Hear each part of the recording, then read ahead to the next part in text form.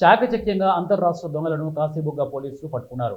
శ్రీకాకుళం జిల్లా కాశీబుగ్గ పోలీస్ స్టేషన్లో DSP media సమావేశంలో మాట్లాడుతూ ఒరిస్సా రాష్ట్రానికి చెందిన ముగ్గురు నిందితులు ఒరిస్సాలో దొంగతనాలు చేస్తూ అక్కడ చోరీ చేసిన సొత్తును శ్రీకాకుళం జిల్లా పలాసలో అమ్మడానికి వస్తుండగా కాశీబుగ్గ పరిధి కోసంగిపురం బ్రిడ్జి డౌన్లో కాశీబుగ్గ పోలీసుల వాహనాల చెకింగ్లో పట్టుబడ్డారు. ముగ్గురు నిందితులను విచారించగా ఒరిస్సా రాష్ట్రంలోనే కాకుండా పలాసలో కూడా పలు దొంగతనాలు చేసినట్లు వారు తెలిపారు. నిందితులు ముగ్గురు ఒరిస్సా రాష్ట్రానికి చెందిన సంతోష్ సాహు, రాజ్ కుమార్ సేతి, బాబుల సేతి. వీళ్లను తనిఖీ చేయగా 5 తులాల బంగారం, 39 తులాల వెండి వస్తువులు మరియు నగదు 8,000 స్వాధీనం చేసుకున్నారు. 2 మోటార్ బైకులు, 3 మొబైల్ ఫోన్లను సీజ్ చేశారు. పలాసలో దొంగలించిన సొత్తును ఒరిస్సాలో బాలుగాన్ గ్రామంలో అమ్ముటకు ప్రయత్నం చేస్తే అక్కడ అమ్మకం అవ్వకపోతే పలాసలో అమ్మడానికి వచ్చామని పోలీసులు విచారణలో తెలిపినట్టు డీఎస్పీ చెప్పారు. రెండు బళ్ళపైన వెళ్తుండగా అనుమాన స్థితిలో పట్టుకోవడం జరిగింది.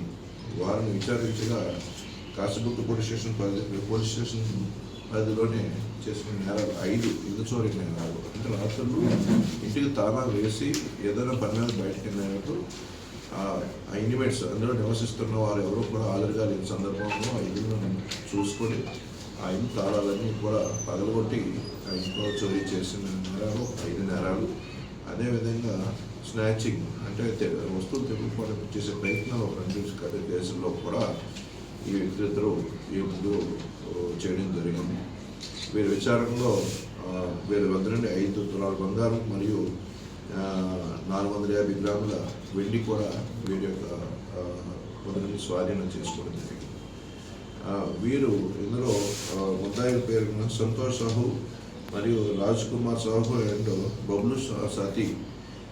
బబ్లు సేతి అనే వీళ్ళందరూ కూడా ఒరిస్సా స్టేట్ వాళ్ళే. వీళ్ళందరూ కూడా ఇందులో సంతోష్ సాహు అనే వాడికి ఈ రాజ్ కుమార్ సాహు అండ్ బబ్లు సేతి అనే ఆయన వీళ్ళు చరకా దగ్గర ఒక హోటల్లో వీళ్ళిద్దరూ పనిచేస్తున్నారు. వీళ్ళిద్దరూ పనిచేస్తుండగా ఈ ఏమైనా సంతోష్ సాహుకి కూడా పరిచయం ఏర్పడడం జరిగింది. తర్వాత వీళ్ళందరూ కూడా ఒరిస్సా ఆంధ్రాలోని మోటార్ సైకిల్ నేరాలు, అదేవిధంగా హౌస్ బ్రేకింగ్స్ ఇవన్నీ చేయడం వృత్తిగా కనిపెట్టుకుంటున్నారు. ఇవన్నీ గతంలో ఒరిస్సా పోలీసులు కూడా అరెస్ట్ చేయడం జరిగింది.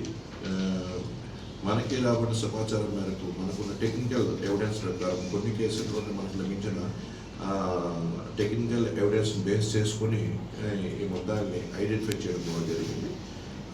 అందులో వారి యొక్క అంటే సైంటిఫిక్గా మనకి ఎవిడెన్స్ లభించిన దానిపైన వారిని గుర్తించి వీళ్ళని ఐడెంటిఫై చేసి వీళ్ళని అరెస్ట్ చేసి మనము వీరి వద్ద నుండి దొంగచొత్తుని మనం రికవరీ చేయడం జరిగింది. సాధారణంగా ప్రజలందరికీ చెప్పేది ఏంటంటే అందరూ లాక్ చేసుకుని వాల్యుబుల్ అయిన ఐటమ్స్ అన్నీ కూడా ఇంట్లో పెట్టుకొని ఎక్కువ రోజులు ఏంటంటే వేరే పనుల మీద బయటకు వెళ్ళడం జరుగుతుంది. ఆ వాల్యుబుల్ ఐటమ్స్ ఏమైనా ఉన్నప్పుడు బ్యాంకు లాకర్స్ ద్వారా కానీ కొద్ది జాగ్రత్తగా ఎవరైనా బంధువులు ఎవరైనా కానీ ఇంట్లో ఉంచి వెళ్ళడం మంచిది. ఈ లాక్ హౌసెస్ అన్నింటినీ కూడా వీళ్ళు ముందుగానే సర్వే చేసి ఎవరు లేని సమక్షంలో ఏంటంటే ఈ నేరాలు చేయడానికి పాల్పడుతుంటారు. ఈ విధంగా మన